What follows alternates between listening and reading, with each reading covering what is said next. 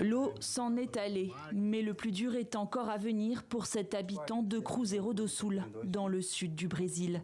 De retour chez lui, Silvio Kell découvre l'ampleur des dégâts. L'eau venait d'en haut, passait ici, en passant au-dessus du toit de notre maison. J'ai une petite fille de 4 mois.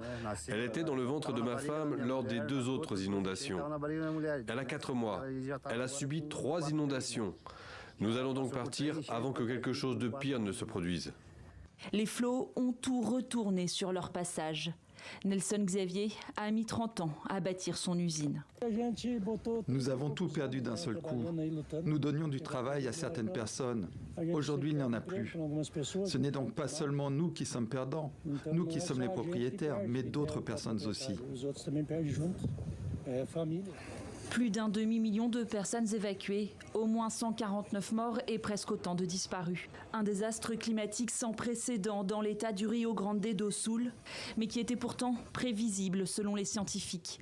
Après la catastrophe, les critiques fusent, dirigées notamment contre la précédente administration de droite de Jair Bolsonaro. Tout cela est lié à une vision négationniste qui a paralysé les politiques pendant 4 ans, y compris les politiques d'adaptation, les politiques d'atténuation et les politiques visant à faire face à ces catastrophes.